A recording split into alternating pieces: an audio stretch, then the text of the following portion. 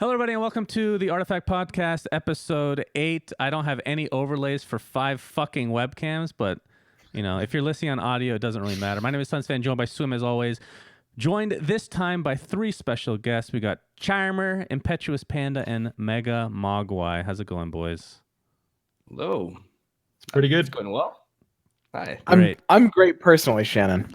Great. We just got done. We had to. So before we get started with the podcast, I just want to mention we were in Ukraine, of course, for the We Play tournament, and pretty much, and you guys can back me up here, I think several times a day we had to wait for Swim to be able to do something, whether it's leave the venue or leave the hotel, just something. Every single day we have to wait for him, and he's usually just walking around with his shirt off. Is that pretty accurate? Yes. That's not only accurate, but we have picture proof. Up until the Wait, boss. you took pictures of me? Well, I didn't. I'm not the one who took it, but they were shared with me. Yeah.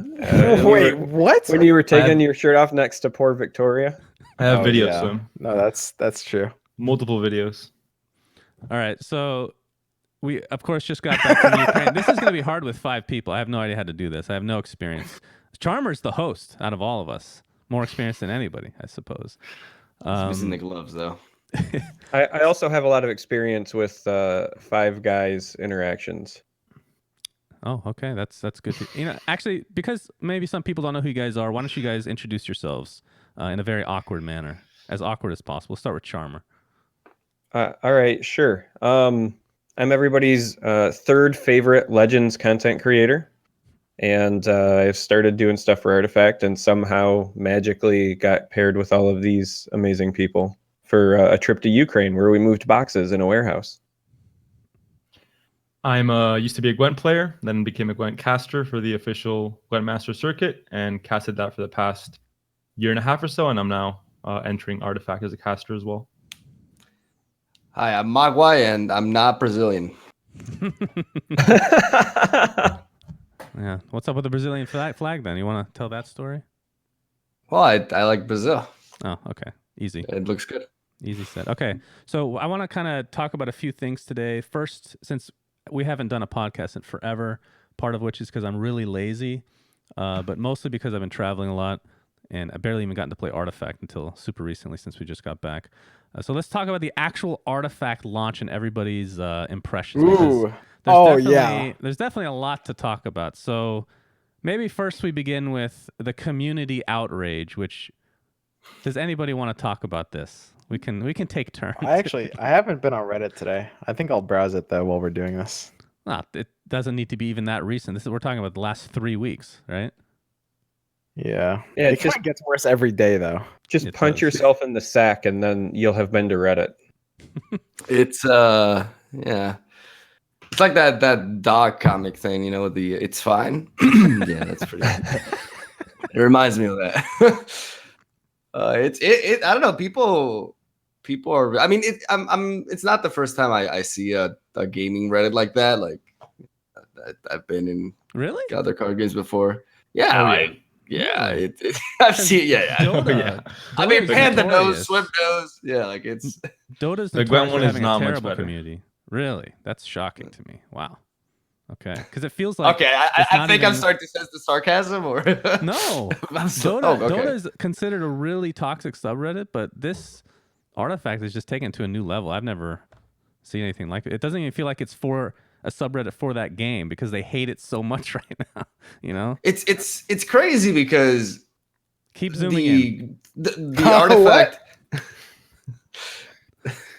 the Artifact Reddit like before the game actually was like revealed or anything was like so surprisingly active and everybody was just like, so excited, and now it's like it's a complete opposite. It's like a burning fire. I don't know. It's kind of Yeah, It's something. I told Mogwai when we were in Kiev that the fact that there's literally no content that has to do with the actual game, like no professional players like deck guide or any kind of like actual informational content on the subreddit just says a lot. Like it's all just complaints. So it's a bit odd for sure.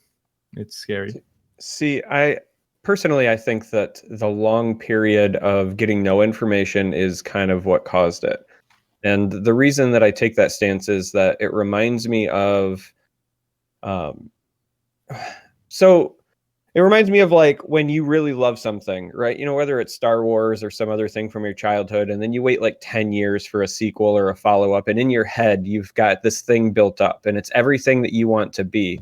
And if it's not, when it finally comes out, everything that you built up in your head, then you're just angry. You can't see it for any of the good things that are actually there.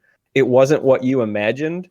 And so like we got Artifact announced a year ago. Everyone was so excited. And it's just like you said, it was a very active subreddit for a game that we had zero information for. And so everybody in their head had all of these expectations based on absolutely nothing other than their imagination. And then when it finally came out and it wasn't free to play and it wasn't an LCG and it wasn't this, it wasn't that, you spent months and months and months developing this like image, and now you're just angry. And I don't think people have went through their steps of like, you know, remorse and anger and blah blah blah yet. But it was know? it was always known to be like it wasn't going to be free to play, right? Like that was. What was it always known? So like when they announced it at TI, they literally played like the clip saying it's a card game from Dota, and then they just left for like months and months with no extra information. And they started to give more eventually, but then, you know, you've already entrenched yourself in this train of thought, like it's a Dota game, so clearly it's going to be free to be competitive because that's the way Dota is. And then when they came out and they were like, hey, it's not going to be free to play,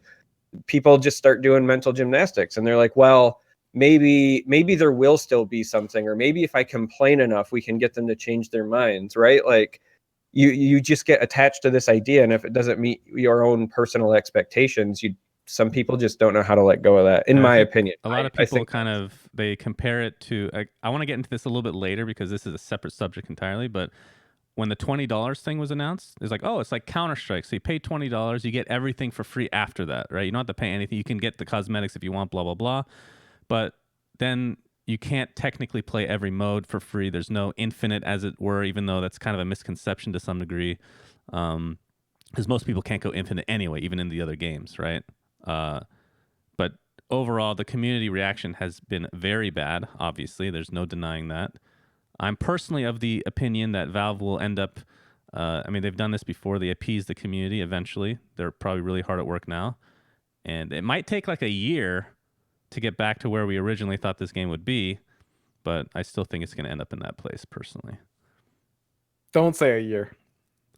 A year is a long time. It's a very long time. That's what I was thinking. Please. We're used to 6 months, but a year, that's something else. It'll take 1 week, guys. That's like 1 week from homecoming today. levels. I think just the expectation, like initially when people first heard about the game, like Charmer said, I mean, most people in the subreddit, they know everything about the game, right? They know the price, they know everything. But a lot of people on launch, they just heard about the game and like, oh, I'll check it out when it comes out. And they come to check it out and they see a $20 price tag, really no way to play without paying money, and you have to buy all the cards. Like is this a joke? Like they're not used to the model, so they're used to, like, in this day and age where everything is free or everything's like really high value for people that just want to play video games. It just doesn't make sense for like 90% of the people, I think. And I think from Valve's perspective, they look at other models. Like, again, this is kind of out there a bit, but League of Legends, for example, right? Most people actually pay a lot of money in that game, but you don't have to. And that's kind of the difference, right? You don't have to do that. Even though they're okay spending it in theory, they don't realize that they're okay spending it in theory, right? That's the kind of the mind games that you have to play with free-to-play games. But, I mean, the response from Valve right away with the no Phantom Draft available for casual play right away was fixed within like a day or two, super fast. So I expect them to be hard at work on other answers for other things that people are not too happy with right now. I think the most. Oh, go on, Mogwai. No. Sorry. Go. No, go ahead. please. Here we go. I think the most important thing personally is for them to implement the progression system. I think that's what really throws people off. And I already voiced like my opinion on this, and when I was a part of the beta, like I was very I don't know, loud is, I don't know how to express it, but I was very vocal about it basically. And because it didn't make any sense to me for like there to not be a ranked ladder or anything. And I think that's the most important thing. I think that's the reason why there's been a lot of backlash. I think that how you build that progression system, like how exactly you incorporate like, you know, obtaining stuff into it, that's a different issue. But just some sort of like ranked ladder and progression system, that's like the key thing that's missing, and you can clearly tell. And it's hard to imagine like a card game without that, basically. So I think that's the most important thing. Unless you're old as fuck like me. Oh, sorry. I guess I should have asked ahead of time. Are we? Fuck balls, shit. You can say whatever All you right, want. It's all good. right. Just I didn't know where you were posting this. So, like I remember playing Magic before you even had a DCI number. So like to me, it doesn't really bother me, but I do understand that it is now an expectation, right? So like I'm not against it. If it makes people happy, whatever, throw them their bone. But yeah, like I remember playing Magic daily for hours and hours a day when like they didn't even have Friday Night Magic back then. They literally had like community ran tournaments. I have a plaque in my office back here where like our local store used to run like seasonal things, and then we would like put people's names and stuff on it just because that's what you had to do. Yeah, I'm kind of the same. I'm not a big grinder personally, but I do understand that most people do like to grind, right? So maybe playing casual Phantom Draft, or what is that called? Phantom Draft and casual, whatever it is. The casual draft, being able to actually get a ticket by doing well could be great incentive, perhaps. But I mean, we'll see what they do. They're very resourceful company. Swim, you were gonna say something. Oh, I was gonna say, you know, because we were talking about League and expectations, and you know how Hearthstone affected the market on the card games to kind of condition people into expecting freemium from their card games. I think the most important thing beyond all of that is that Valve is a company that's known for kind of putting out these games with cosmetic-based monetization, right? Like for example, Dota very heavily, and CS:GO, you know, somewhat, are very, very monetized based on cosmetics, especially if we're including the compendium system from Dota, which was really genius, but also really tapped heavily into, I mean, a kind of almost different kind of cosmetic, right? And I think a lot of people expected that from Artifact. I would love to see them kind of turn things more towards that direction, because I think there's so much you can do with cosmetics, especially with the Steam market. Feels like lost potential. Yeah. And with the imps, right? Yeah, you can have hats for your. You can have shiny imps, like shiny. Dude, I'd be all over that. You can do so much. You can have board customization. You can have like custom slots for hero cards. Because right now, Hearthstone kind of set the pace. There are like normal cards and there's premium cards. That's so simple. You can go so much further if you're Valve and you have the market for it. You have the ability to have, you know, skins, full skins, not just the idea of like a shiny premium card, but you know, so many different variations.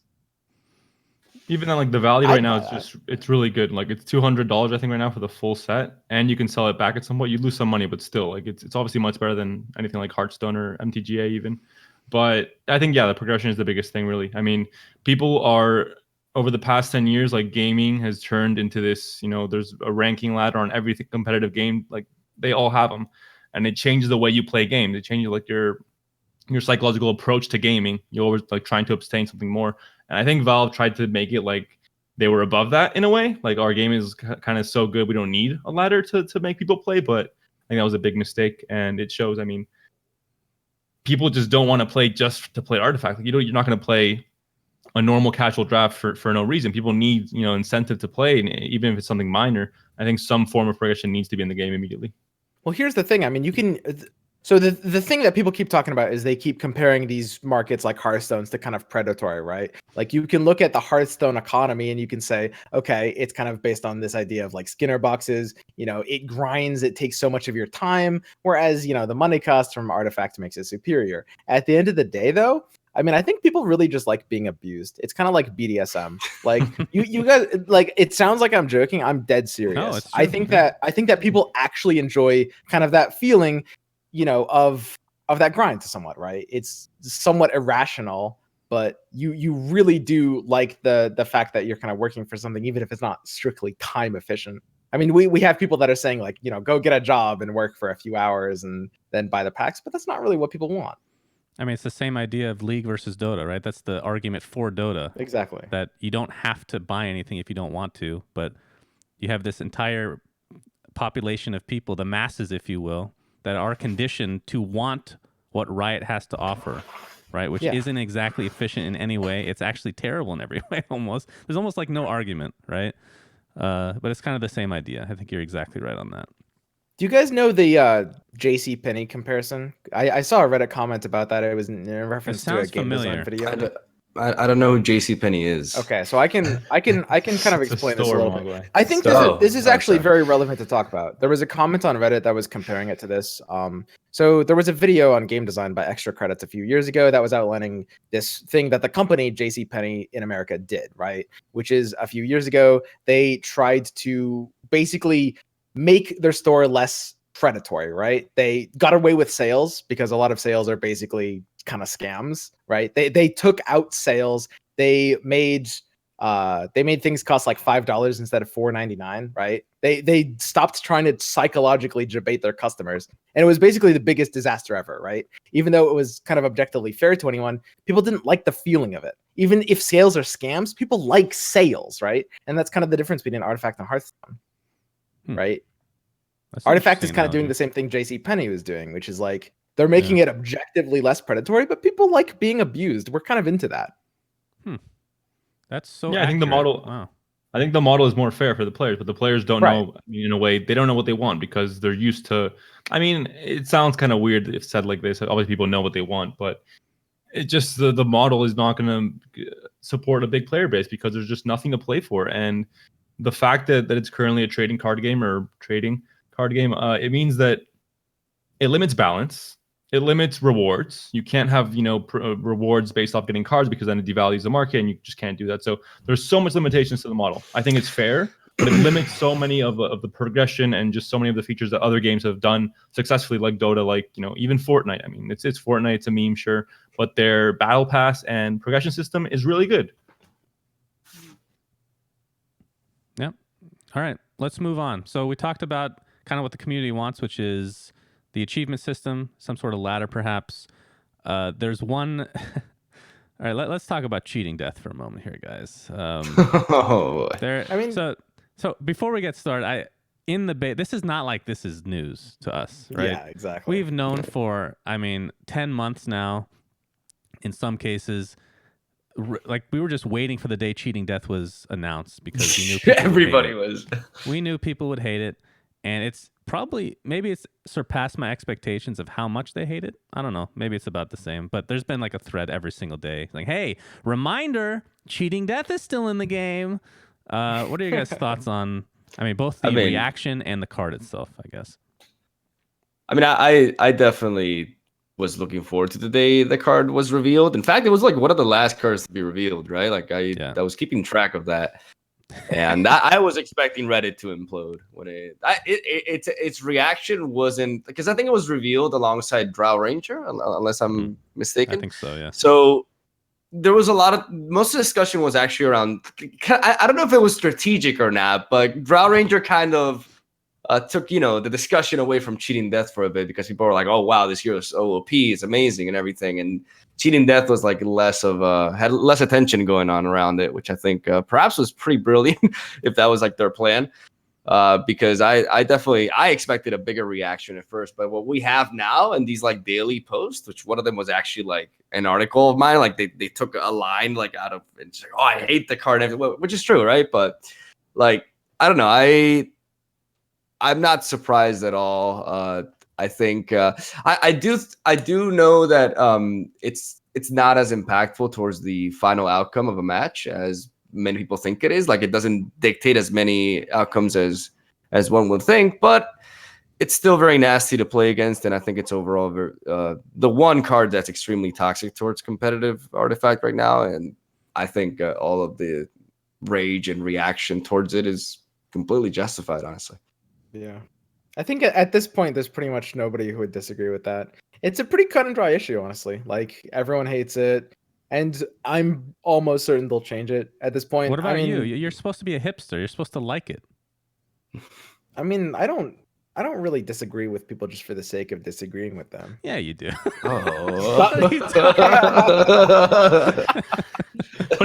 The analyst panel for the event was literally you disagreeing with everything SUNSfan said for that exact reason. And well, it's that's on camera. What do you mean? That's not my fault. The evidence is there. You guys disagreed with SUNSfan too. Edgy boy. Yeah, very edgy. All right, sorry. Continue. But I'm not edgy enough to disagree with the public stance on cheating death. In reality, they'll change cheating death. I think they do have to. Honestly, I don't even think there's any question there. They have to do it as a show of good faith, if nothing else, at this point. And I mean, the real question is, how much of other things will they change? How much it's going to be an issue? Whether some people might think the community is kind of like exaggerating about certain issues, or whether every complaint is justified. Because I mean, we all know cheating death, right? Like that's just no, of course. I want to hear everybody else. Officially, I want to hear everybody else's opinion though before we continue on. Charmer, let's start with you. Or well, all right. I'm not a fan of cheating death as it exists currently. I'm typically the kind of person, just so that we're clear, that is not very like anti RNG or variance. I like to be very kind of self-aware of why I like playing card games, and I play card games because they don't play the same way every time, right? That's why I prefer them over board games and such. And I think that adapting to board states and emergent gameplay is really important. So just because cheating death is a coin flip or RNG, I don't think is enough to just outright hate it. But the reason that I'm not a fan of cheating death as is that it is not fun for either player involved. Right? When it goes my way, I don't feel like I've skillfully done anything, right? I don't feel like I've made any micro decisions that impact the game in a positive way. So it doesn't feel rewarding when I win because of it. And it doesn't feel rewarding when I lose against it. So unlike some of the other RNG elements that are kind of inherent in Artifact that I have no problem with, like I have no problem with arrows or, hero deployment or things like that. I feel like I can adapt to those. Cheating death is just a guessing game every time. So if they change it, I would prefer to see it something like, even if they want to keep the 50%, if it was like each one of your creatures at the start of the action phase has a 50% chance of getting death shield for the turn, right? At least now my players, involved, me and my opponent, can now see the game state, plan for it, adapt to it, respond, right? Like we can make meaningful decisions there because the information is available. It's not just a blind guessing game. I would feel more comfortable if it was something like that. That was feedback I gave in the beta as well. But I think that the biggest detriment just right now is that it's not fun for either side. And that is a problem, in my opinion.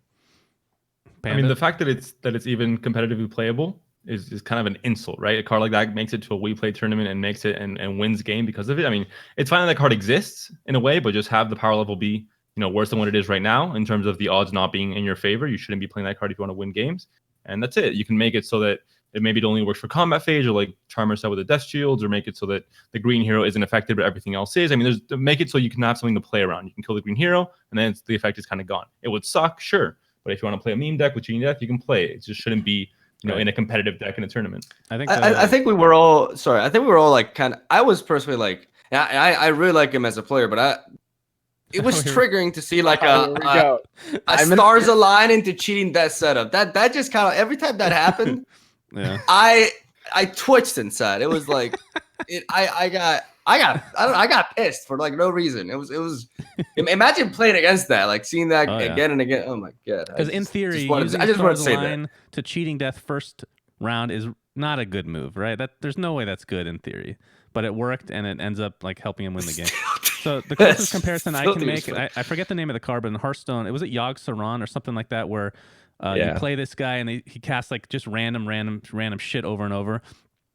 If like the reason that's okay, I don't know if it was okay at first because it might have been played competitively, but the reason it's okay is because it's casual, right? It's like a meme deck. It's not actually good and competitive, and that's kind of the difference here. Cheating death is just good. It's still good. It was played competitively. But so I mean, it wasn't played competitively at first, but then they nerfed it in some way that nobody played it again. I think that's what I remember, at least. That's correct. Okay. So last thing I want to talk about, which, so I'm an old school Counter-Strike pro, I guess, like super way back. So Counter-Strike is still something that I follow. They have just gone. This is really weird to me, by the way. So Counter-Strike just went free to play, and they came out with the Battle Royale. I think the timing of that is actually unbelievably bad. Like with all the hate on Artifact not being free to play, and then Counter-Strike goes free to play like the same week, essentially, like a week and a half Right. after. So Very this, toned down. as soon as Half-Life 3 gets released and it costs money, then Artifact will go free to play. Yes, I guess so. But As soon as that happens. is anybody else like? I genuinely can't think of a reason other than maybe those teams just literally don't talk to each other. It's almost like two different companies, maybe. That's the only thing I can think of. But I think that puts more pressure on Artifact. I don't think they're going to go free to play anytime soon, but to do something that will kind of take this pressure off of them right now. At least that's how I look at it. I think Okay. just like a game cycle kind of thing, where it's just been out for so long and they're not really getting more people buying it, and there's people that are watching the CS:GO tournaments a lot. So kind of like you bring in those viewers to play the game as well, not just watch it. So I think it just kind of like the numbers. I think it's just unfortunate, obviously, that it coincides with this whole Artifact release and the way it's going, because it kind of feels bad. But I don't think, it's not really related in any way. I think it just compounds the issue, if anything. It doesn't really create anything new. Yeah. Okay, so moving on from all that, we can put that behind us and hope for a good future. We'll talk about like the future of Artifact as our last segment, but the next segment I want to talk about is our Kiev experience, guys, which started out very interestingly.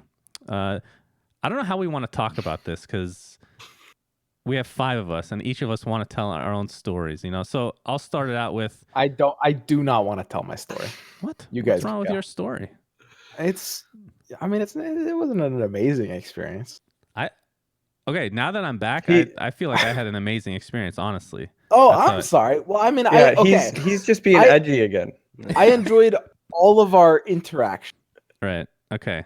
So And can we He's happy to be every one of home. them. before? All right. So what I want to do to try to segment this as best I can, I'm going to talk about our first day. Okay, briefly, Yeah, here we go. and then we can spend the next 30 minutes talking about day 2. Does that seem fair to everybody here? I like it. All right. So this kind of sets it up for the next thing. So we get there. Kiev, of course, extremely cold, and I come from Arizona. So, and you guys, 2 of you for living in Spain. I guess Charmer's the only one from a really cold climate. He was perfectly fine just walking out in like basically nothing. But we had a tour of the city, which was like 6 hours in the cold outside. And after it was over, I was like, I'm glad I did that because I found it kind of interesting because although it's a 30-year history in theory of a country, it's still like thousands of years old as a region, right? But the first impression wasn't that great because of the ridiculous cold and ridiculous amount of walking on day 1. And that's like right after, like, we get there, we sleep, and then immediately the next day we're on this trek, right? So this sets it up for day 2. Who wants to begin this story? This is like the most hilarious story. Sure. I'll start with Media a quick, day. Yeah, we got a handbook, right? Like all the talents, if you will, got a handbook that told us what our schedule for the week was going to be. And this is the day that they labeled as media day. We were going to get together to shoot some promos. And then after that, we were going to go to a meal and talk to some journalists. And so I did what I thought was the responsible thing to do. And I dressed in a suit for the day. Yep. Because that sounded like appropriate attire for what was listed in the handbook. And I felt really shitty when I saw you in that suit. I was just like in my sweater. I'm like, fuck, what am I doing? I didn't even bring a suit. I didn't even bring a shirt. I brought like t-shirts and all that. I'm like, oh man, I'm gonna look like. I was imagining like everybody was gonna be like all tidy up, but then everybody was also normal. But yeah. I just wanted to emphasize that was. I also thought we were gonna get interviewed about the event and everything. And then what all happened? of a sudden we were in Who wants to take? some warehouse. So we got into a shuttle, and we drive for about 30 minutes. And as the drive goes on, we're getting further and further away from the city. You kind of see it's not a metropolitan area, getting to the rural Ukraine. And we ride it. Emphasis on rural. Emphasis. Please. We ride up between like several warehouses, like factory type warehouses. Yeah, And we're the way bus off road at stops. this point. The bus stops just at a warehouse, and they tell us to get off. So we get off the bus or the shuttle, and we go inside, and there's just factory workers just ignoring us as we walk in. Just they're doing their work, and we're walking into a factory full of Ukrainian workers, and we're not being told what's going to happen. Like 20 minutes where we're not told anything. Just wait here. And the doors are being closed on us. Yeah, the doors are closed and locked. You have to buzz in. All of the work is like unmarked packages being sent somewhere. So before we continue the story, let's set expectation here. What is everybody's thought in their head at that moment? Because here's the thing, guys that are listening. Nobody said anything to each other about this until like a week later. So we didn't actually know that we all thought the exact same thing, which is, what did you guys think was going to happen? Go ahead. I mean, right. I don't know exactly what I thought was going to happen, but I did think, because there are certain stereotypes that we have about, say, like Eastern Europe here in the US. I did think that I might have been taken to like an Eastern European drug shipping factory where I may or may not make it out while wearing this suit. And I certainly do not like, I stand out. Like, of all the people in our group, I'm the one who looks like the target the most, because I'm the one who probably has money because I'm wearing a suit. He's wearing a suit. Yes. I immediately thought kidneys. That's the first thing that popped in my head. I was thinking, okay, this is what all my training in jiu-jitsu has come to. Like, I have to. This is it. This is all. And then I see the back open with the guns. And I'm like, Mogwai's head. Listen. Mogwai's head is on a swivel. I refuse to stand not in doorways. Everyone kept looking at me funny because I was refusing to not stand in doorways, and I wouldn't put my back to anybody. Like, yeah. So a guy before we're told what happens, a guy walks in who we've had no contact with. He's not part of the We've never seen him before. Team from WePlay. A random Ukrainian guy comes in with a black bag, like a bag that carries telescopes or carry like large objects, like an instrument maybe. And he puts it on the table, he opens it, and there's a gun inside. And we're still not being told what's going to happen.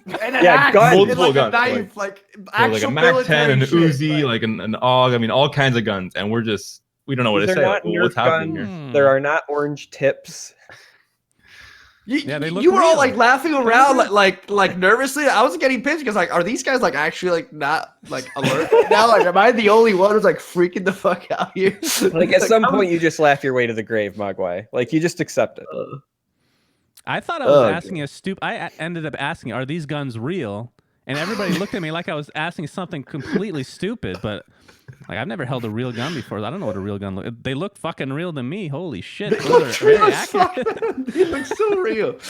Oh, especially the big one with like the bazooka and shit. What the fuck? wait, what bazooka, Mogwai? Well, the grenade launcher, whatever it's called. Dude, I don't know about guns. It was the M203 attachment on the, I learned this from Battlefield, on the M4 or M1 or whatever the fuck. Anywho, who wants to continue the story? Anybody?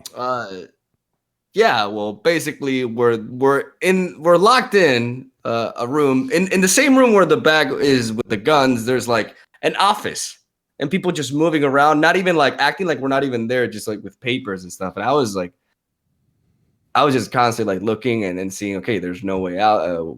What's happening here? And then, you know, the ladies with like they were like wearing like orange jumpsuits or something, right? Like the ones that had our costumes, which also makes you think, right? And yeah, so somebody can continue this, but I mean, at one point when we started like wearing, because who was the first? Swim was the first who got changed, if I remember correctly. I was. Yeah, we got introduced to our janitor as outfits. you can see, being held up here by Charmer. Yep. So those are our military outfits, or what? So at this point, we're just sitting around doing nothing, and it's maybe like an hour and a half passes. We're just standing around, right? Nothing actually happens other than changing into our clothes. Like, what the fuck are we actually doing here? I don't understand my life right now. We go to another room that's kind of separate. It's a lot colder. It's actual like a storage facility, basically. And there's cameras set up. I'm like, oh my god, what the fuck? What kind of set like this? What is the? It's just boxes and stuff. And they start telling us to play poker. Right? We sit around in a circle. We start playing poker, and we're supposed to be acting. We're all terrible actors, except for Panda, who's really a gem. Dude, Panda deserved no the comment. Oscar. Not gonna comment. Panda had, he shined. For the next 30 minutes, I'm not gonna comment. He shined. So basically, the intros that you guys see, we all had to like act in a specific way. Like Charmer had to look angry. I had to look angry. So like I'm the only one who gets this weird shot of like me frowning you're like, at the start. Yeah, I got the stink face on. SUNSfan just had to like confused. He was supposed to be confused. But you just smiled. The actual directions they gave him. This is what always cracks me up about it. The actual directions they gave him was that he was searching for the faces of his friends. That's what they told him. I need more than Something got lost in translation there. Well, the most common critique that we got was be more dynamic, and we don't know what that means. That doesn't mean anything. We heard that a lot.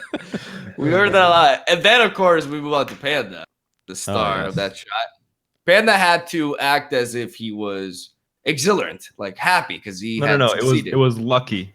Lucky. How do you act he was lucky? This is a very hard thing to do. So I'm gonna go ahead and emulate Panda's.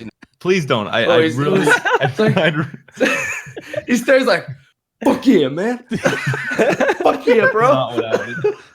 But there was like a couple of fist pumps in there sometimes. I mean, I didn't know if it was voice or if it was just the video itself. So there was some confusion there as well. Oh, it was great. And then you were what were you, Mogwai? You were. I was the last. Swim was like he had to just like hold his cards and stare around. At first, he was tilting his head very slowly, or was it the other way around? I don't remember. Like he told him to speed it up, I think. And with me, it was just at first there was no expression, and then they told me just act like it was. I was like, just they said that the Valley translated, act as if you're weed 420, you're high. I'm like, what? Yeah. Wait, she told you that? And you nailed it. They asked me to act as if I was high, as if I was. Yeah, that's what they. Perfect. You nailed it. Thank you. So I wouldn't know, but yeah. We go from that scene to just a bunch of other stuff that we have to do where it's physical, manual labor. Like me, it was me and Charmer holding a box. It was Swim and Mogwai holding a box, and then fucking Panda gets lucked out by just being this goddamn security guard behind us with a fucking backpack that's super light. Dude, that was not heavy backpack. There was nothing in it. It was empty. These boxes were actually heavy. You need two people to hold. So we're running like these sprints back and forth, and they're making us retake them over and over because Swim keeps fucking up and tripping constantly like a goddamn idiot. Or every time they'd say ready, Mogwai would like jump the gun before they say action every time. That was another thing that kept happening. We had to choose our guns, right? So of course Swim chose the one with the hand grenade and shit, like a huge one. And whenever we would, because I got paired with Swim, and then it was SUNSfan and Charmer. We had to like carry the boxes, and we basically had to. Don't ask us like what the point of like what we were doing was, because for some reason we were supposed to like walk, open the boxes, and put in the artifacts, close the boxes, take them over to the other side of the room, open them again. And then pick up our guns, close them, pick them up again, and run in the opposite direction. Yeah. So paint the picture. We're not told what the storyline. We have no idea exactly what is happening in this video. We think that this video is going to be so bad, but they're making us retake these shots over and over and over. And you might think this is like a 2 to 3 hour period of doing this 30-second video, but in fact, it was 11 fucking hours. 11 hours, an entire day's work of running boxes back and forth. And the last scene, it was so late at night. It was dark. And of course, it started to heat up a decent amount because they had heaters, except for this one area which is like connected to the outside. They couldn't heat up, obviously. This is where the last scene is. And we have to basically run these boxes with our partner and put them into a truck and jump in. Who wants to tell this part? And then we can finish up the day. This is the best. So me and Swim are going first. And so I had to open the doors. I had to get on top of the van, and I had to like carry the box. And so we're running. We leave the box on the floor. I run up. I'm like, I jump and I'm like, go. And then I hear like Swim yelling at me, What the fuck? He's like, how the fuck am I gonna pick this box up by myself? He's just like fucking yelling at me. I'm like, dude, I don't know. And then like, I don't know how many times I have to repeat that. You were like in character. You were like just beckoning. You're like, yeah, just lift this giant crate up to me. Come on, bring it up, man. What are you doing? The best We part were was so I was convinced. behind everyone. I was coming in 5th from behind, so I saw everything happen in front of me. And Yeah, I have not seen two people just incapable of climbing into a truck. Swim literally tripped, and I saw his knee impact the floor, and I felt so bad for him. But then Charmer did the same exact thing right after him. He says, "This is not gonna work out." The This is terrible. step to get into it was like slippery and partially like it was cold. So Swim slips on his way in, but he like fell forward, so he lands like on his stomach and he's kicking with one leg, like trying to get in. It was like a flying knee into And the I truck. just like slip onto like the first chair, and my legs are like kicking, trying to get myself to wiggle in, but I can't. Yeah, they kept It was- saying we it could was fit so in the bad. truck. We could not fit in that fucking No, truck, man. There is dude, no dude, room in there. Swim was like I remember exactly because I was at the back and Swim was literally like this, like with the box pressing in against the side of the van, and he literally did not fit. He could not move. And I'm like, what the fuck? And then Panda's like on behind. I don't know how you fit in there between the box and the. It was contortionism. I was getting Oh pretty my pissed. fucking After God. like 7 or 8 hours, I started to get actually pretty pissed. And of course, this last scene we had to do like 8 times, mostly because of Swim. Let's be real. Especially the second time we did it perfectly. But then once we were in the van, which is the final scene, Swim starts to laugh like a goddamn maniac. We're like, yeah, do that again, except don't laugh. I'm like, fucking Swim, man. Holy shit. If you guys think that he wasn't actually getting upset, he legitimately was Yeah. to the point where at one point they're like pushing the boxes together, and I hear him yell, "Get out of my way, you piece of shit!" Like, You Yeah. could tell, SUNSfan, was- your mood just went this was downhill. in Like once you got to the reference to me, outside. yeah. port. Yeah, it was bad, dude. It was bad. So we went through this whole experience, and I'm not gonna lie, I was expecting it to be the worst video ever. It was actually so these guys are like really they're professional video makers, right? They actually just do movies. Yeah. They have no It was a director, and they've done a lot of videos already for like the Russian CS:GO tournaments they do, and Yeah. we're all really good. When we started off, the guy showed me those videos, which is why I had like kind of high hopes going into it. I was okay with the 11 hours because I knew it would be pretty good, and it was.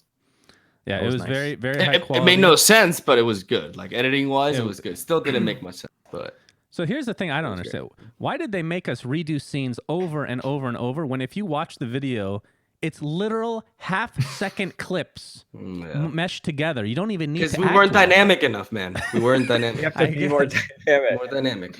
We don't stop until we hear the director say "super." That's how That we was- knew that we oh. nailed it. Music to my ears. Super. If you hear, it was a bunch of Russian and then super. And if you Super. heard super, you knew that we were done. All right, so moving on. The first 2 days were not great, but after that, things got infinitely better. I mean, maybe it was just by comparison. I don't know, but you guys can tell your experience as well. I thought they treated us amazingly well. The food was great. Everything has cream cheese in it, which usually destroys me, but I was under control for the most part. And the tournament itself, we can start getting into now if you guys want as well, which was also pretty awesome. Oh yeah, and I want to reiterate. I don't know if I said that word right. I can't. That is incorrect. pronounce it. Yeah. Reiterate. It's okay. Okay, I tried. To Ria, whatever. I agree. You know, they treated us really well. Like the hotel was fantastic, and it was just all like very well organized. And we went to some really cool restaurants as well. Honestly, like I was surprised by it. It was really nice. SUNSfan and I got massages. I got one too. Oh Yeah. You got one too. Yeah. I Yeah, usually I requested a female to massage Me because too. They're It was Victoria. She actually. Wait, you got massaged by a are you serious? No, we No. wanted It was I was Victoria who gonna say ordered you the massages. bastard. I specifically told her, get me a chick.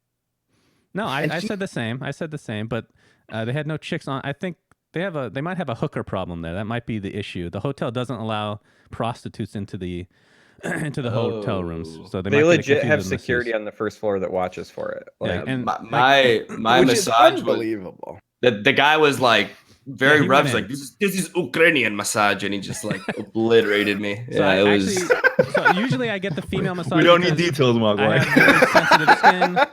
They're usually very like men just destroy me, right? That's why I don't like having men massage me very often. But I No actually details needed there it. either, SUNSfan. I don't know what you guys did in Ukraine, but I was not part of that. You I did not canceled get your massage for obliterated or some reason. destroyed by a man in Ukraine. Well, Oh, we goodness. needed to though. Like it actually ended up being okay because of all that manual labor that day. The hard massage actually did help out quite a bit. So I'm And happy with how hard was it, SUNSfan? that. It was very painful. I didn't say anything the whole time. It was a 19-year-old Ukrainian kid. I almost felt like a pedophile. This is not I'm getting gonna any lie. better. This is literally going downhill. Let's move on. That's the All first right. time I felt really old in my life. So to break away from this Kevin Spacey conversation, I just want to reiterate that We Play was very, very good to us. Like so much, like if you said in passing, I really want a Dr. Pepper right now, they would show up with a case of Dr. Pepper. Shit! Oh yeah. Like they Like 20 treated us Dr. Peppers. very, very well. Like better, as somebody who's worked with other organizations, it was by far the best that I'd ever been treated in terms of like if I asked for something just like in passing or whatever, like they were very quick about it. They were great. Even during the actual show itself. So kind of like leaning ahead here. If we had a suggestion like, hey, we think this might be better for the show, or I think this animation could benefit from something or whatever, they would either try to fix it right away or they would say like, we'll have that for you tomorrow. And 9 times out of 10, if they said we'll have that for you tomorrow, they legit had that done by the next day. They worked really hard. So I do want to give them some credit. Yeah, like I lost my phone and like 20 different people split up and started looking for it. Yeah, that's no joke. We were on a I schedule. remember that. Dude, I'm not I think joking. they- That actually happened. They probably learned that they need a separate handler just for Swim, just to follow him around because You think one's enough? You are just aimless, buddy. But Yeah, yeah, we were assigned a handler actually. That was the title. It was a handler for the cast for the talent. I don't know why that's what it's called, but it could be talent manager, something different like that. But it was handler, and it was Valerie. She was very nice. So Yeah, she was our mom, and she did a wonderful job.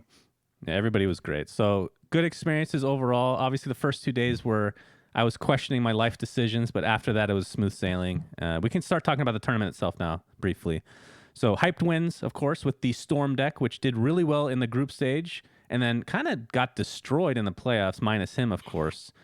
Anybody want to talk about the Storm deck, as it were, the infamous deck that I've been kind of referring to without actually talking about for months now? We all know Storm. Yeah, it's the most powerful deck in the game right now, but it's also like not easy to play. Like I think the deck has, especially because of the setup and because of how patient you have to be piloting it, because you got to draw your combo pieces and stuff, and you got to know how to stay alive. I think I don't know. It was a cool deck to watch because you could see, like, in the top 16 when it went down, for example, Strife Crow, it was to like key misplays, right? But it's very easy to commit those though, because it's a deck that doesn't allow for much missequencing, considering how aggressive its red-black opponents could be. And yeah, we saw it at its best in the group stage, and we saw it at its worst at first in the top 16, but then Hype, kind of piloted it close to perfectly throughout the entire run, and got the deserved win with it.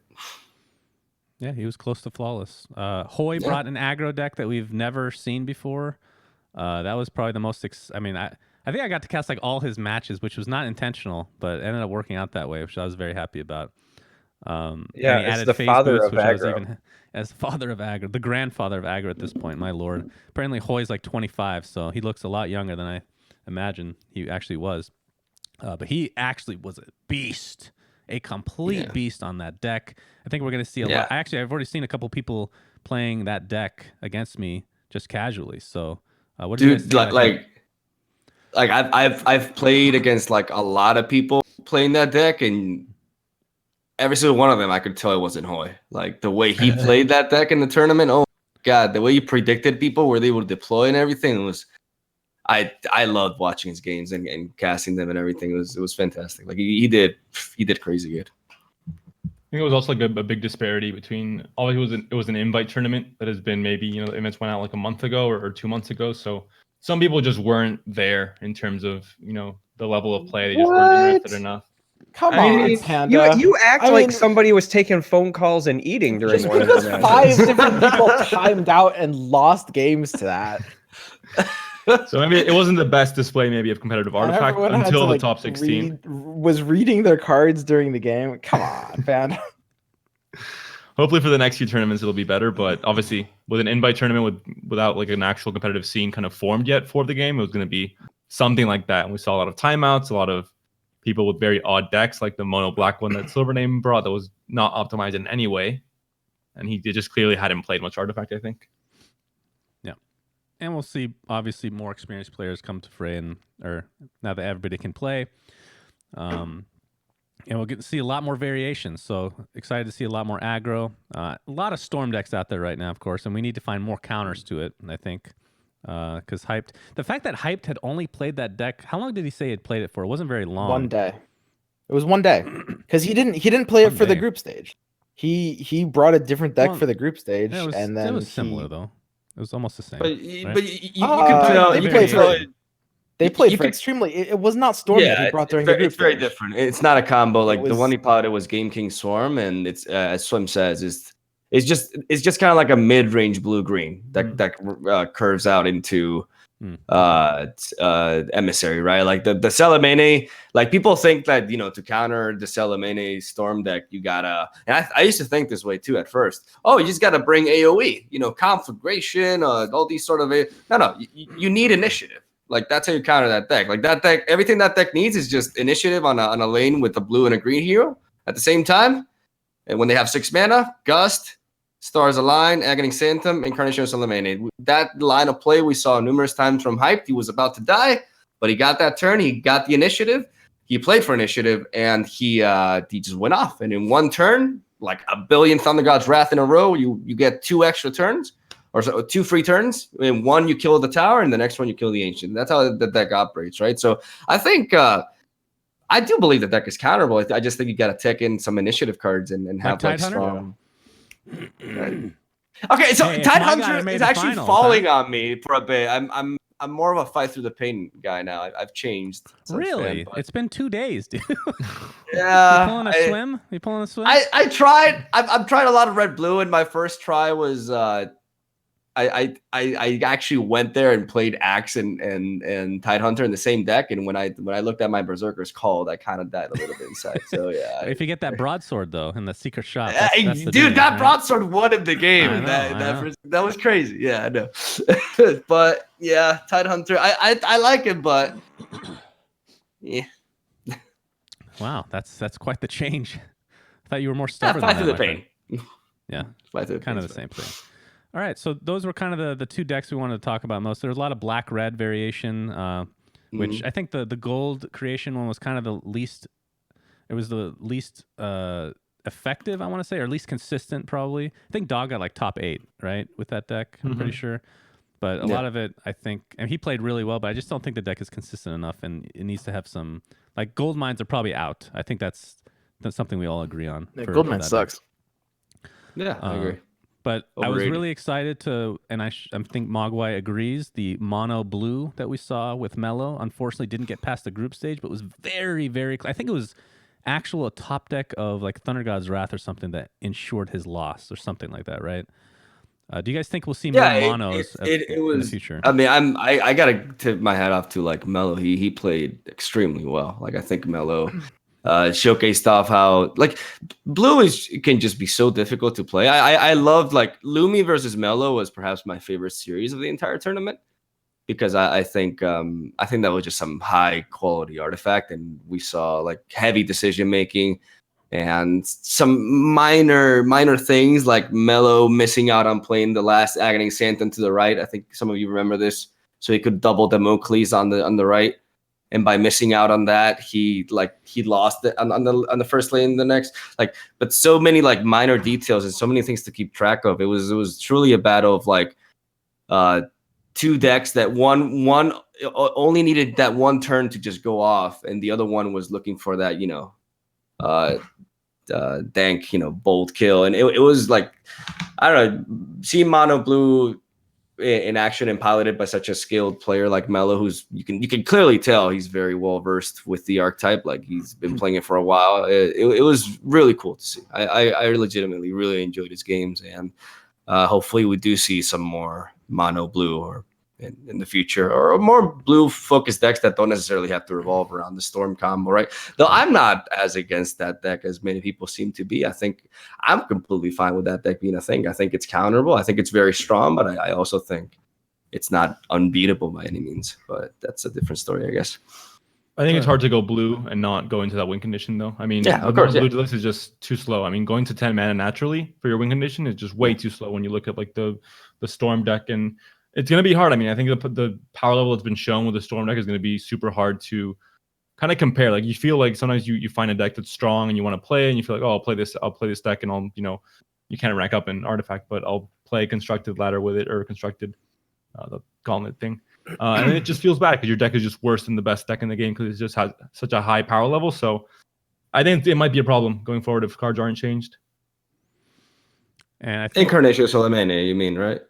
Yeah, and the Storm deck in general, just the way it works, because it's a very singular thing. Like it's not an archetype. It's basically just you do this exact thing and you just win the game. Like it's even if you don't do damage to any towers the first 6 turns, once you get your combo off, you just win in 2 turns. Like it's. But the thing about the deck is once you understand how it's actually like it's legit counterable, like through plays, not specifically obviously deck building, but initiative. Like initiative is the way to beat that deck. Like that deck needs a blue and a green hero in the same lane. That the only reason that deck goes off is because it has Gust, and if you have initiative and you can deny, and there's like several ways. Like even that deck also struggles against Vesture the Tyrant because it slows it down significantly. I feel like it is I agree with you. It's the strongest deck in the game right now. I don't disagree, but I also think many people just don't know exactly how you counter it. And initiative is the way. Blue, surprisingly, is the best color. We saw a lot of decks that did not have any initiative cards from really good players, like Life Coach, for example. Like not having a Fight Through the Pain or something ended up just screwing them over because it just felt like the same loop on repeat against these Storm decks. You just can't, like, once you get to a certain point, if they just have one hero that can gain initiative in that last lane, you're just going to lose, right? So we saw that many a time. I think the only other mono color deck we saw was the Black by Silvername. Is that correct? Or we saw more than that? Yeah, if you call that a mono deck. So Silvername had 6 hours on Artifact before that tournament. That is confirmed but the fact that he should have gotten to top 16 is mind-blowing. But that phone call just ruined it for him. I hope the pizza was worth it. I mean, that group was just Yeah, the group definitely could have been balanced a little bit better. It's funny because like that group featured the player who would eventually win the tournament, but it was at the same time the weakest group, right? All right, so finishing up on the tournament thoughts, anybody want to kind of sum it up, your thoughts on the entire tournament as a whole? Here's my thoughts. I don't normally wear gloves. I just want to get that out there. That was a part of my costume, but they were apparently really popular, and I brought them home. So I don't know. Maybe every day I started not wanting to wear one piece of garment. So by the end, I was just in regular clothes. That was the goal, but it ended up just being the pants that I refused to put on. Yeah, so I maybe a sub goal in the future, and I'll slap them back on. I did bring the shirt home as well. We'll see, but. No, I mean, as far as the tournament goes, I think that it was well above my own personal expectations for the first like third-party tournament like that after launch, and especially so close. Yes, the quality of play was probably below what we would expect at high-level tournaments, but all of these invites had to go out well in advance, so this was strictly people that were in the beta, and they may or may not have been as invested as future participants will be. But if this is like our baseline and it's only going to potentially go up, I'm really excited personally. I think that things will be great at future events. And, 6 months from now, a year from now, if it's this level of production, but with much better gameplay and much more innovation, I think Artifact has a bright future personally. I think the gameplay was fine ultimately. Yeah, it's true that there were a lot of players in the group stages that, perhaps obviously weren't top level, but I think from top 16 onwards, we got some very, very strong matches, and we had a big variety of like players and different stories behind them too. Like Dog was kind of like the raw talent that didn't have as much experience, but you could tell he was learning throughout the tournament and getting better and better. You had strong veterans and hyped Stansiska, if I don't know if I pronounced that right, life coach, Super JJ. You had Strife Crow, which could have easily had the run hyped had, but he misplayed it against JJ in the end. Like you had insane, like Super JJ versus Stripe Crow, which was actually insane. Like that series was ridiculous. Hoy, who was just running through everybody, went 2-0, 2-0, just reading everybody in the deployments and just thinking ahead and showcasing how Artifact is very unique in the sense that aggro decks are actually very compelling and difficult to pilot. Unlike other games, like you have to know where to deploy because there's 3 lanes and you have to know which one to prioritize. Hoy just showed how deep aggro gameplay can truly be, and I love the tournament. I love the matches, and I think while there is a lot of criticism towards the core set of Artifact, and a lot of it is well founded. In regards to to the current limited win conditions that we have and such, and how certain cards have very powerful power levels compared to other cards in the set, it's still like it's a great way to start, and it just makes me very excited for when we get new expansions coming in and we actually have like a broader set of win conditions and more synergies and more reasons to combine different colors, right? It made me very excited. I think I love how dynamic this game can be. Dynamic, yeah. Dynamic. Exactly. I got that. It needs to be more dynamic. Yeah, exactly. Jesus. But yeah, I really liked it. All right. Well, I think we're going to finish it off with just a couple talking points. MTG recently announced, actually, I think it was Richard Garfield himself on stage, I was told. I didn't actually watch it. Announced this. $10 million into the competitive scene for MTG. I don't know over how many tournaments it is, but a lot of people are thinking, obviously, this is going to be the main competitor now to Artifact.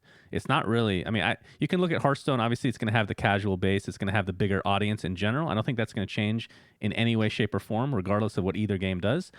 But from the competitive side, I went on record saying that Artifact would be the biggest competitive card game eventually.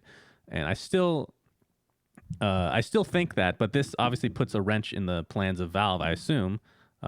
It's a lot of money, $10 million. We already seen, like, I think Savich is he just gone? He's just going to, that was just out of nowhere. My goodness, that was like instant. All right. What are you guys' thoughts on this news? I think people made some misconceptions when it was announced because it sounds like there's going to be like a $10 million tournament, and it's not the case. It's going to be split over like paper Magic tournaments, I think, online Magic tournaments. Like, I don't know how the Pro Tour works, but like it maybe goes towards the players as well, like the salaried players in a way, or I don't know how it works exactly. Oh, so it's both paper and digital then. That's how I understood it. Yeah. Okay. Yeah. So it's not going to be like 10 million this tournament. Like I think Artifact will probably still have over the course of a year the higher prize pool in terms of tournament winnings.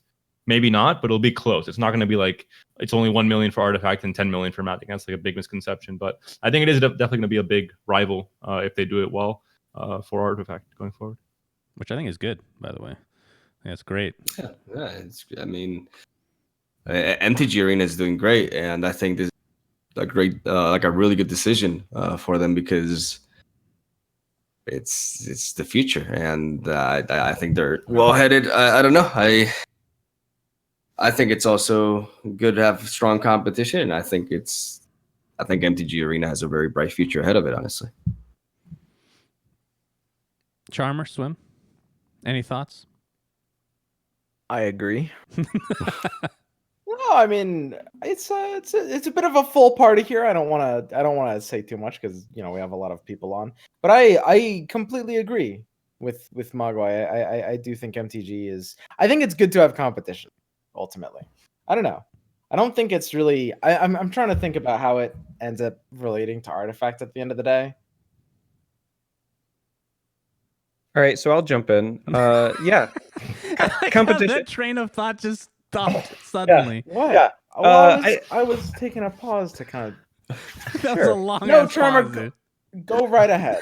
I mean, I think competition is great. If you if you expect like new money to get injected into something without there being a reason, I think you're going to be disappointed, right?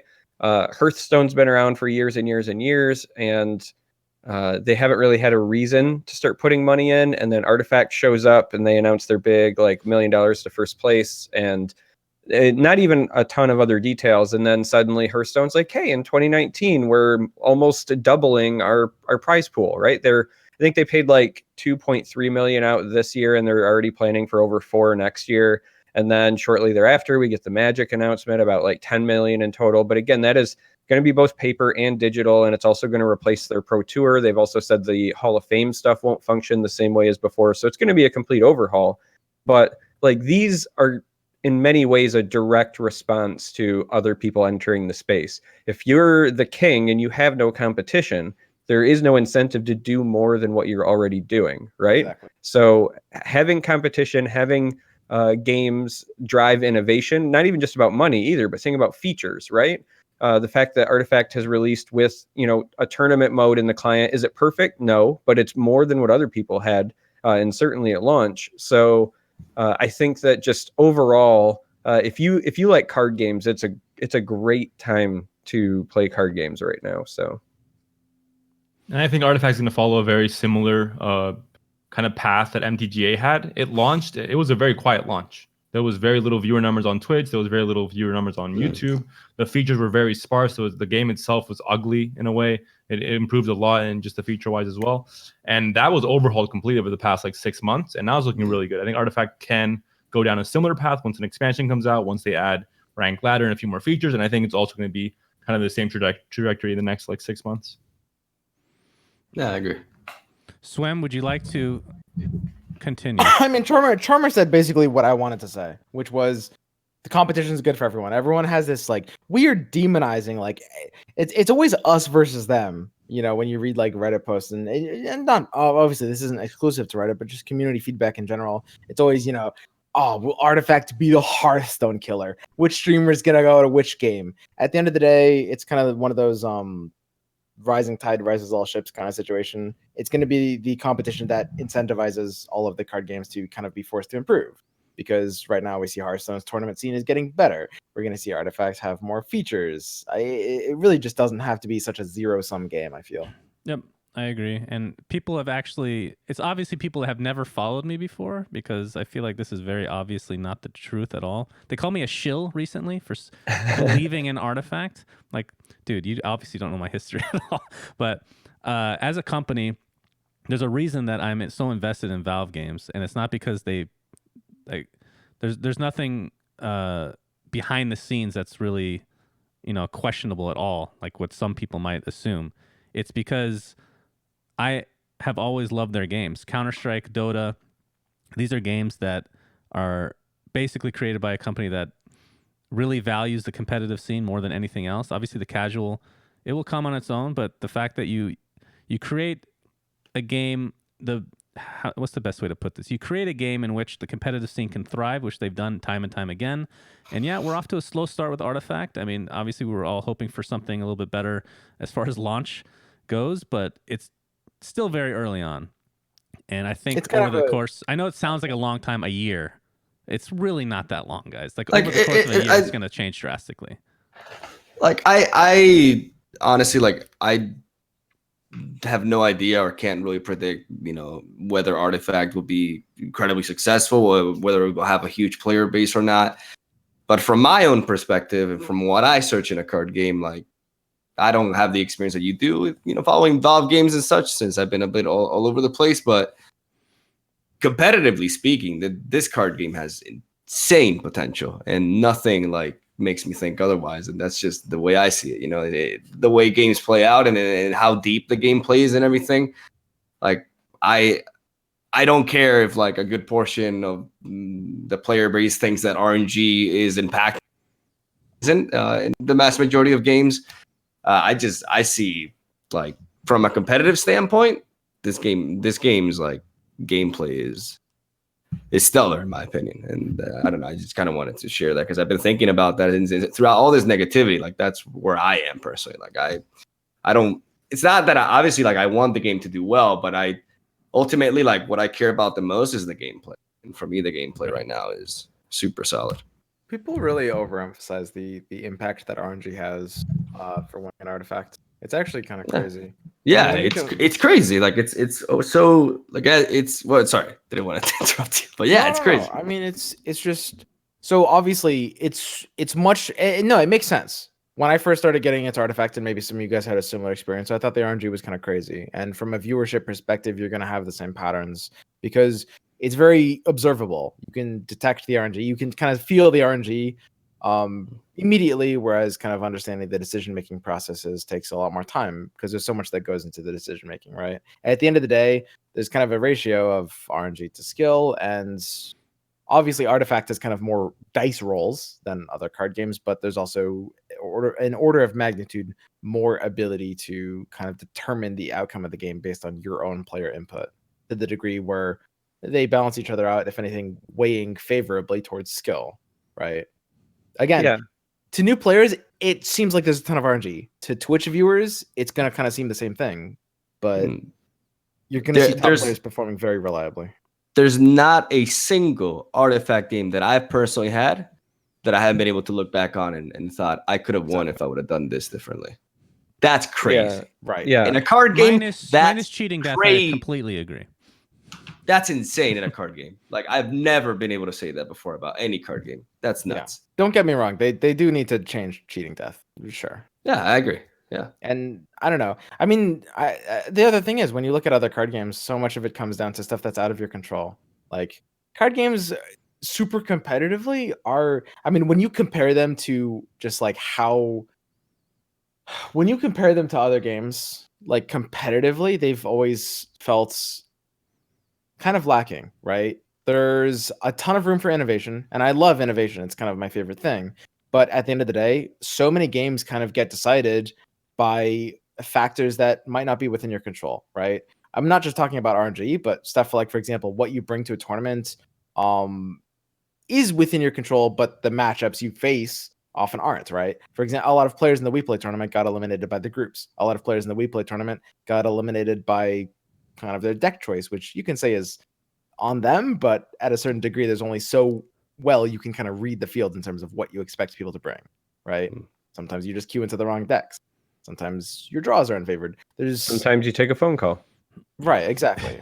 And I mean, that's inherent to card games. You can't really exactly. That's something you accept. When you accept you're going to play card games competitively for a living, you have to accept there is card draw RNG, there is just RNG, and from how it works in binary matchups as well. In Dota or in different games, you have kind of the ban phase. You have more emphasis on mechanical skill in CS:GO. There is no kind of, you don't counter someone. You just counter them through actual mechanical skill, not through anything else. And I guess strategy and stuff. But the thing is, like when you play a card game, you know what it's going to be. There's going to be RNG in some way or another. You have to accept it. And that's just how it is. Exactly.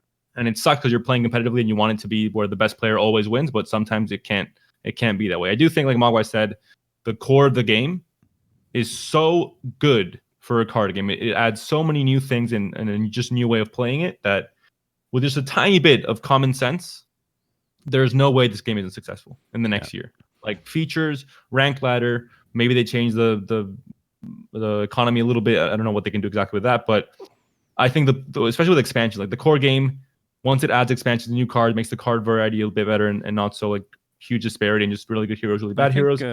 It's going to be amazing, I think. Each expansion is probably going to feel like a new launch, right? Because a lot of you guys have more card game experience than me, but I'm looking at it from a Dota perspective where you might get a huge ass patch once a year, if that, whereas however often they do expansion, it's going to be a re-release of the game essentially in a lot of ways. Exactly. It's going to revitalize everybody, and because everybody's going to forget about how poor this launch has gone so far, in my opinion, once we go past the first expansion. So excited. And again, to re whatever on it. I can't say that word. At the end of the day, like everything that's like right now that's wrong with the game is not truly linked to the gameplay itself, if that makes any sense. Like, and that's what's so big for me. Like the fact that it's a lack of progression system, is perhaps the economy model, et cetera, et cetera. Like once these things get patched out and once we get more cards, like I unless they change the gameplay, the core gameplay, like I agree with Panda. Like I don't see this game not being successful, like because it's just so good at its core, and that's to me the most important thing. I've been a part of, like I played so many games that just had everything except the gameplay, you know, like it's like 90% of like what the game needs, good gameplay, and Artifact has it, like by far the best that I've played for a card game. So it's just like I'm not like really concerned. I'm just, and I think it would be the biggest shame for like this game to like not reach its potential just because of like extra like other factors not it's related. definitely to got some bad PR right now, right? And I think there might be some. There's a different demographic of people that are coming into this game because it's just Dota, for example, is a huge. Like a lot of these people have never played card games before, and I think once we start getting into the nitty gritty, it'll get a lot better, honestly. Because like you said, the core gameplay is what's best. I will say this: as much as the current economic model kind of catches flack right now, I actually think that in the future, as more expansions drop, that's where it's going to shine. Because I can tell you there are other card games that I've tried that use like the Hearthstone model, the Shadowverse model, the Elder Scrolls Legends model, et cetera, et cetera. And if I've left them for any reason, right? Like I haven't played Hearthstone in a long time. I'll kind of keep up on it. But there's been a few times where I've seen an expansion and thought, that's actually neat. Maybe I'll pick it back up again.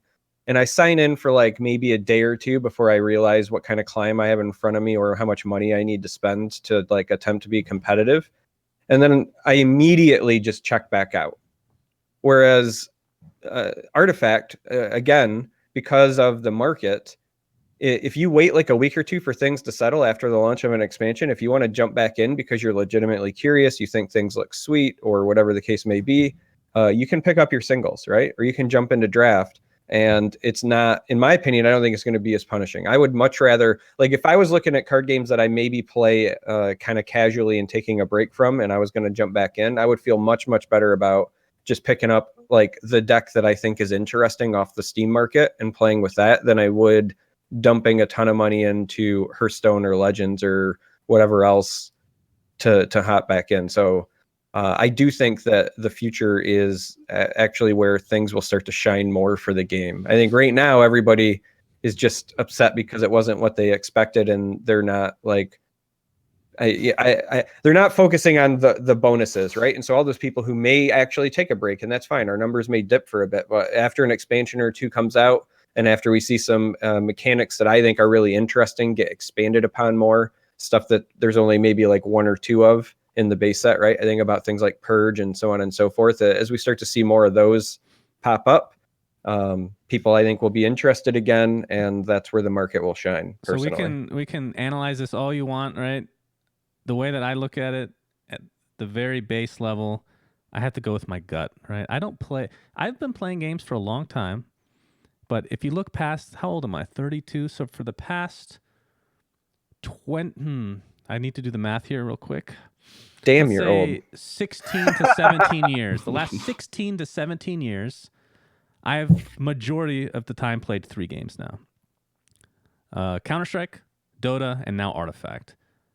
This game's amazing. It's not like I'm selling out or anything. Obviously, how can you sell out when there's like no viewers on like the YouTube videos? The streaming levels are really bad. Like it's just because I really, really believe in this game personally, and Valve just doesn't. They don't fuck up on games, man. I mean, they might fuck up initially, but they'll fix it. So I'm not too worried, honestly.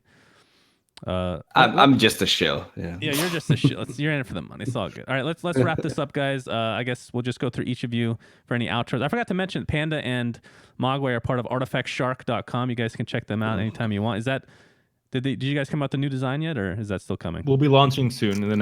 Sometime in the next week, we'll be launching the site, and we'll have a lot of competitive Artifact content.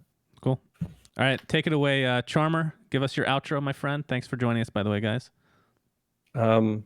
I don't really have an outro. Yes. Yeah, I'll throw this up, right? Like, thanks for having me. This was a lot of fun, as always, gentlemen.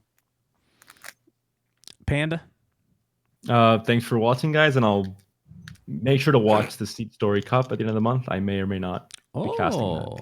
Goodness. Oh. Mogwai. Yeah, I'm still not Brazilian. Thank you for having me. Reiterate. You can add that. Reiterate. There you go. I said it right. Right? You got I reiterate that. Thank you. It was fun. You don't want to say the T as hard as it. It's like make it a D almost. Reiterate. Reiterate. There you go. Bristleback. Perfect. Reiterate. That's There good. we go. All right, Swim. Nice. Take us away. Shannon, I've got nothing. All right, thanks for yeah, let's get it. Can we get more zoomed in than that, or is that as much as it can go? Oh, we can go more zoomed in, SUNSfan. Let's see it. Take us You wanna away see with it? your zoom. Okay. Yeah. Oh, you really have the look. You know that? You know how to. How often do you clean your glasses, by the way? They're really dirty. It reminds me of when we rubbed faces in Ukraine. This is pulling at my heartstrings, man. Swim is very handsy, guys. Just you'll know that firsthand. We actually did rough faces. I forgot about that. All right. Thanks again for watching, guys. Until next time, we are signing out. Have a good one. Goodbye.